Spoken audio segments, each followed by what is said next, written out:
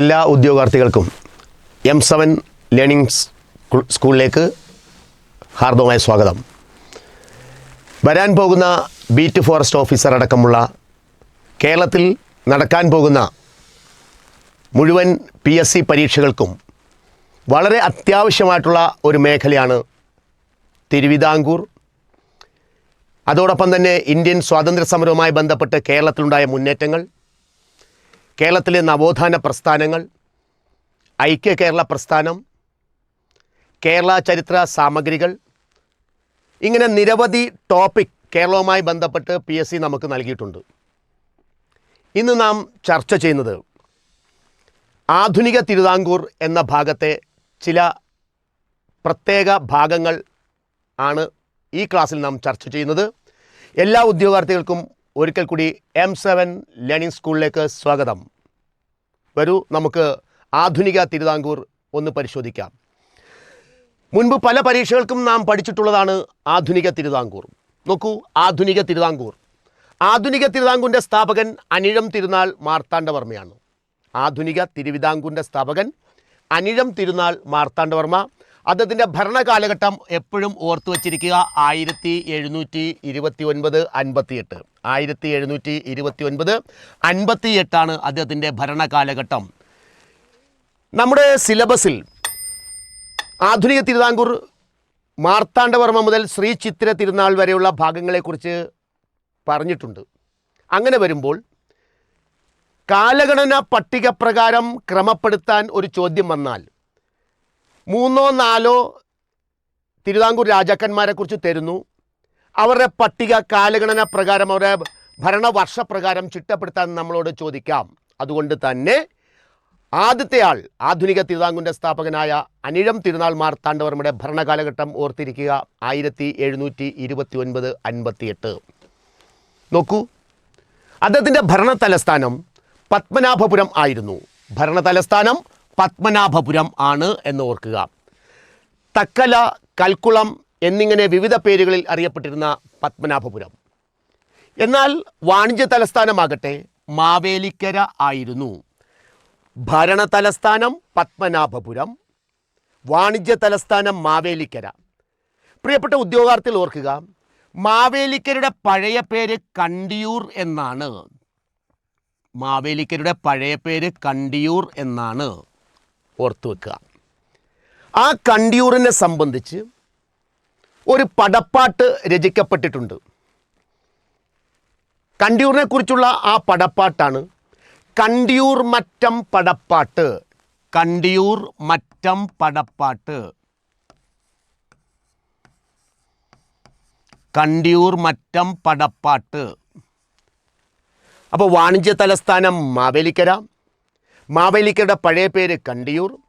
ആ കണ്ടിയൂരിനെ സംബന്ധിച്ചുള്ള ഒരു കവിതയാണ്, ഒരു പടപ്പാട്ടാണ് കണ്ടിയൂർ മറ്റം പടപ്പാട്ട്. ആ കണ്ടിയൂർ മറ്റം പടപ്പാട്ട് രചിച്ചത് ചേപ്പാട് നീലകണ്ഠൻ. ചേപ്പാട് നീലകണ്ഠൻ. ഓർത്തിരിക്കുക ഉദ്യോഗാർത്ഥികൾ. അപ്പോൾ ആധുനിക തിരുവിതാംകൂർ പഠിക്കുമ്പോൾ ആദ്യം നമ്മൾ മനസ്സിലാക്കേണ്ടത് അതിൻ്റെ സ്ഥാപകനെക്കുറിച്ചാണ്.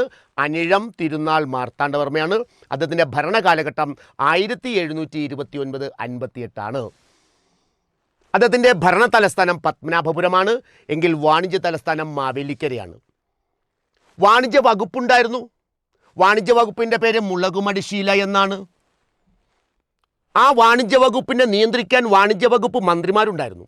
വാണിജ്യ വകുപ്പ് മന്ത്രിമാരെ വിശേഷിപ്പിക്കുന്നത് മുളകുമടിശീലക്കാർ എന്നായിരുന്നു. ആ ഭാഗങ്ങൾ ഇത്രയും ഉദ്യോഗാർത്ഥികൾ വ്യക്തമായി മനസ്സിലാക്കുക. ഭരണ സൗകര്യത്തിന് വേണ്ടി മാർത്താണ്ഡവർമ്മ രാജ്യത്തെ പല വില്ലേജുകളായി തിരിച്ചിരുന്നു. മാർത്താണ്ഡവർമ്മ തിരുവിതാംകൂറിനെ പല വില്ലേജുകളായി തിരിച്ചിരുന്നു. വില്ലേജിൻ്റെ ഭരണാധികാരി പാർവത്യാർ എന്നറിയപ്പെട്ടു. വില്ലേജിൻ്റെ ഭരണാധികാരി പാർവത്യാർ. നമ്മുടെ ഇന്നത്തെ വില്ലേജ് ഓഫീസർ ഉണ്ടല്ലോ, അതാണ് പഴയ പാർവത്യാർ. അപ്പോൾ വില്ലേജ് പകുതിയുടെ ഭരണാധികാരി പാർവത്യാർ. അതുപോലെ പല വില്ലേജുകൾ ചേരുമ്പോൾ, പല പകുതികൾ ചേരുമ്പോൾ താലൂക്കാകുന്നു. താലൂക്കിൻ്റെ പേര് മണ്ഡപത്തുംവാതുക്കൽ.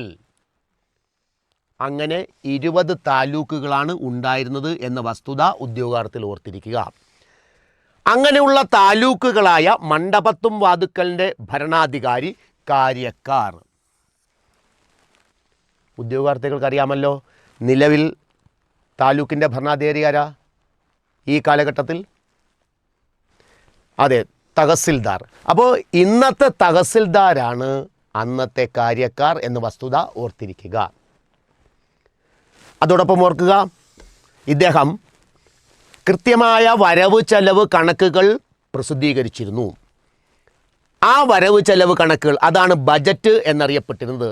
അത് പ്രീവിയസ് ക്വസ്റ്റ്യനാണ്, മുൻപ് ചോദിച്ചിട്ടുള്ളതാണ്, PQ ആണ് ഓർക്കുക, പ്രീവിയസ് ക്വസ്റ്റ്യനാണ് ഓർക്കുക.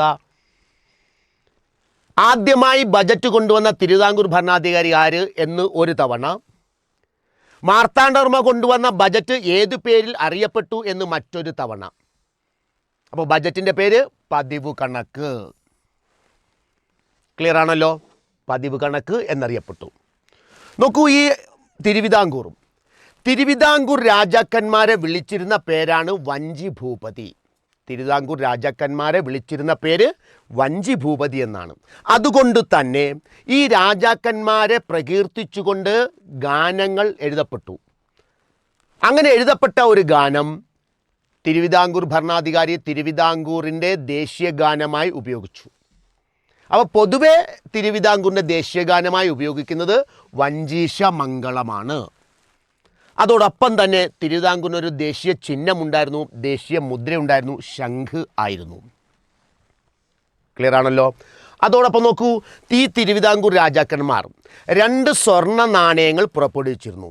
തിരുവിതാംകൂർ രാജാക്കന്മാർ പുറപ്പെടുവിച്ചിരുന്ന സ്വർണ്ണ നാണയങ്ങളാണ് അനന്തരായൻ പണം, അനന്തവരാഹം. ഏതൊക്കെയാണ്?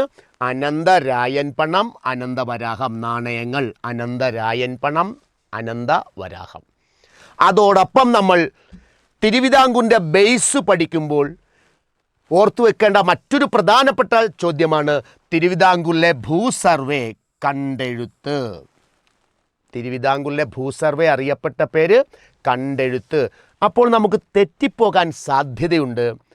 കൊച്ചിയിലെ ഭൂസർവേ, കൊച്ചിയിൽ അറിയപ്പെട്ടിരുന്നത് കേട്ടെഴുത്ത്. കൊച്ചിയിൽ കേട്ടെഴുത്ത് എന്നും തിരുവിതാംകൂറിൽ കണ്ടെഴുത്ത് എന്നാണ് ഭൂസർവേ അറിയപ്പെട്ടിരുന്നത്. അതുപോലെ അതിർത്തികളിൽ കള്ളക്കടത്ത് തടയാൻ ചെക്ക് പോസ്റ്റുകൾ ഉണ്ടായിരുന്നു. അത്തരം ചെക്ക് പോസ്റ്റുകളെ ചൗക്കീസ് എന്ന് വിളിച്ചിരുന്നു, അല്ലെങ്കിൽ ചൗക്കകൾ എന്ന് വിളിച്ചിരുന്നു. അതോടൊപ്പം തന്നെ ഉദ്യോഗാർത്ഥികൾ ഓർത്തിരിക്കുക, കള്ളക്കടത്ത് തടയുന്നതിന് അതിർത്തികളിൽ ചെക്ക് പോസ്റ്റുകൾ ഉണ്ടായിരുന്നു. ആ ചെക്ക് പോസ്റ്റിൻ്റെ പേരാണ് ചൗക്കകൾ എന്നറിയപ്പെട്ടത്. ഏതാണ് ചെക്ക് പോസ്റ്റ്? ചൗക്കകൾ. ചൗക്കകൾ എന്നറിയപ്പെട്ടു. അതുപോലെ തപാൽ സംവിധാനം ഉണ്ടായിരുന്നു. അതിനെ അഞ്ചൽ എന്നാണ് വിളിച്ചിരുന്നത്. പോസ്റ്റ്മാൻ ഉണ്ടായിരുന്നു, അവരാണ് അഞ്ചലോട്ടക്കാരൻ.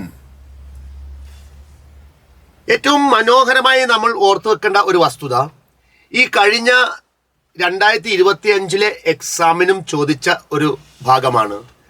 തിരുവിതാംകൂറിന് ഒരു സ്ഥിര സൈന്യമുണ്ടായിരുന്നു. ആ സ്ഥിര സൈന്യത്തിൻ്റെ പേരാണ് മറവപ്പട.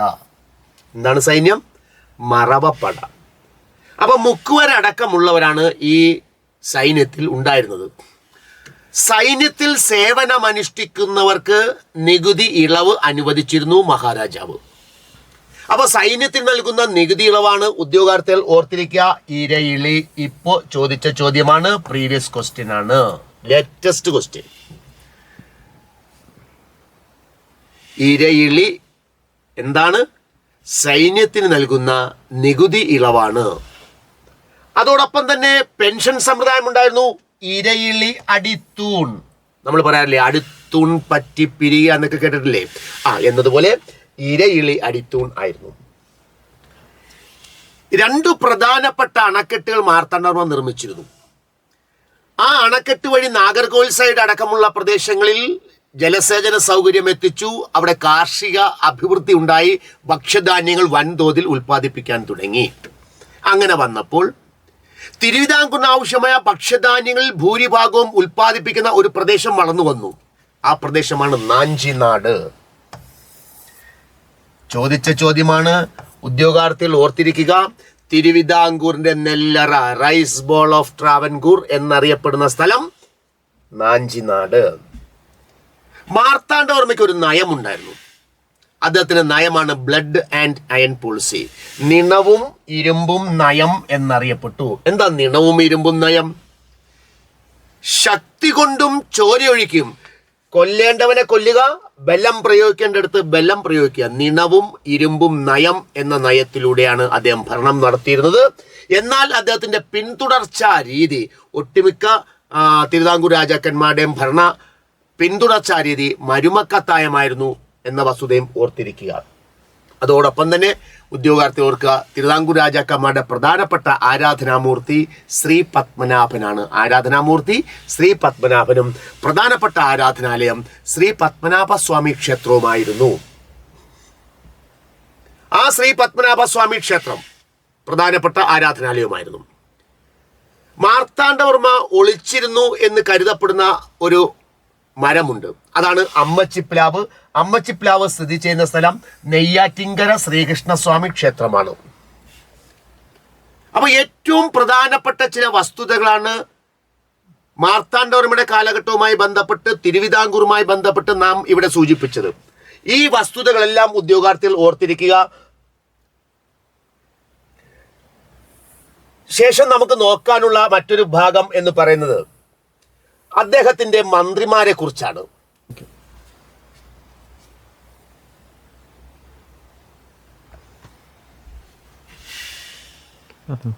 അദ്ദേഹത്തിന്റെ മന്ത്രിമാരാണ്. ആരൊക്കെയാണ് മന്ത്രിമാർ? അവിടെ നോക്കുമ്പോൾ തിരുവിതാംകൂറിന് ആദ്യമായി ഒരു ദിവാൻ ഉണ്ടായിരുന്നു. ദിവാൻ എന്ന് പറഞ്ഞാൽ ഏറെക്കുറെ നമ്മുടെ ഇന്നത്തെ മുഖ്യമന്ത്രിയുടെ പോസ്റ്റ് ഉണ്ടാവും, അത്രയും അധികാരം ഉണ്ടാവും. അപ്പൊ അതായിരുന്നു തിരുവിതാംകൂറിന്റെ ആദ്യ ദിവാൻ അറുമുഖം പിള്ളയായിരുന്നു. തിരുവിതാംകൂറിന്റെ ആദ്യ ദിവാൻ അറുമുഖം പിള്ളയായിരുന്നു എന്ന വസ്തുത ഓർക്കുക. അതുപോലെ മറ്റു മന്ത്രിമാരുണ്ടായിരുന്നു. ആരൊക്കെയാണ് മറ്റു മന്ത്രിമാർ? ആ മറ്റു മന്ത്രിമാരിൽ ഒരാളായിരുന്നു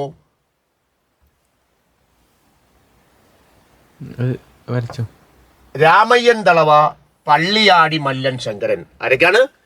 രാമയ്യൻ ദളവ, പള്ളിയാടി മല്ലൻ ശങ്കരൻ. അവിടെ ഉദ്യോഗാർത്ഥികൾ ഓർക്കേണ്ട ഒരു വസ്തുതയുണ്ട്. ആദ്യ ദിവാൻ അറുമുഖം പിള്ള. എന്നാൽ പ്രശസ്തരായ രണ്ടു മന്ത്രിമാരുണ്ടായിരുന്നു, രാമയ്യൻ ദളവ, പള്ളിയാടി മല്ലൻ ശങ്കരൻ. അവിടെ പള്ളിയാടി മല്ലൻ ശങ്കരൻ ഒരു പ്രത്യേകതയുണ്ട്. അദ്ദേഹം റവന്യൂ മന്ത്രിയായിരുന്നു. മാർത്താണ്ഡവർമ്മയുടെ റവന്യൂ മന്ത്രിയായിരുന്നു പള്ളിയാടി മല്ലൻ ശങ്കരൻ. അദ്ദേഹം തിരുവിതാംകൂറിലെ ഭൂമിയെ, തിരുവിതാംകൂറിലെ വസ്തുക്കളെ 4ആയി തിരിച്ചു. ഭൂസർവേ നടത്തി, കണ്ടെഴുത്ത് നടത്തി, 4 ഭാഗങ്ങളെ 4 ഇനങ്ങളായി തിരിച്ചു. അവയാണ് ദേവസ്വം, ബ്രഹ്മസ്വം, ദാനം, പണ്ടാരവക. ഏതൊക്കെയാണ്? ദേവസ്വം. നോക്കൂ, പള്ളിയാടി മല്ലൻ ശങ്കരൻ തിരുവിതാംകൂറിലെ ഭൂമിയെ 4ആയി തിരിച്ചു. ഏതൊക്കെയാ? ദേവസ്വം, ബ്രഹ്മസ്വം, ദാനം, പണ്ടാരവക. പണ്ടാരവക എന്ന് പറഞ്ഞാൽ സർക്കാർ ഉടമസ്ഥതയിലുള്ള ഭൂമിയാണ് എന്ന വസ്തുത കൂടി ഓർത്തിരിക്കാം. അത് മുൻപ് ഒരു തവണ ചോദിച്ചതാണ്. തിരുവിതാംകൂറിലെ ഭൂമിയെ, സർക്കാർ ഉടമസ്ഥതയുള്ള ഭൂമിയെ ഏത് ഇനത്തിൽ ഉൾപ്പെടുത്തിയിരുന്നു? അത് പണ്ടാരവക എന്നോർക്കുക. അങ്ങനെ ചെയ്ത റവന്യൂ മന്ത്രി പള്ളിയാടി മല്ലൻ ശങ്കരനായിരുന്നു. ഓക്കെ, അതോടൊപ്പം തന്നെ ഓർത്തിരിക്കുക ഉദ്യോഗാർത്ഥികൾ, അദ്ദേഹത്തിന്റെ കവികളിൽ ആസ്ഥാന കവി ഉണ്ടായിരുന്നു കൃഷ്ണശർമ്മ. അദ്ദേഹത്തിന്റെ ആസ്ഥാന കവി കൃഷ്ണശർമ്മയാണ്. അതോടൊപ്പം തന്നെ രാമപുരത്തു വാര്യരും ഉണ്ടായിരുന്നു, കുഞ്ചൻ നമ്പ്യാരും ഉണ്ടായിരുന്നു. രാമപുരത്തു വാര്യർ, കുഞ്ചൻ നമ്പ്യാർ.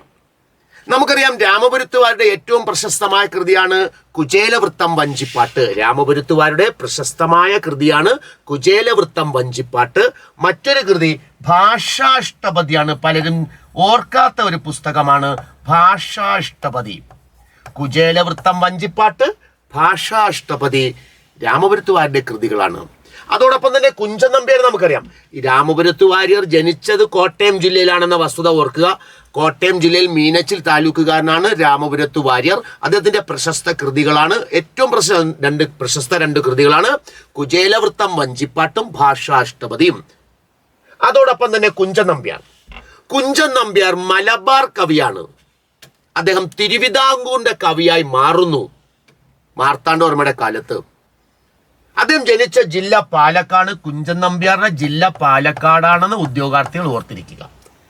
പാലക്കാട് ലക്കിടിയിൽ കിള്ളിക്കുറിശി മംഗലത്ത് കലക്കത്തു ഭവനമാണ് കുഞ്ചൻ നമ്പ്യാരുടെ ജന്മദേശം. പാലക്കാട് ലക്കിടി കിള്ളിക്കുറിശി മംഗലമാണ്.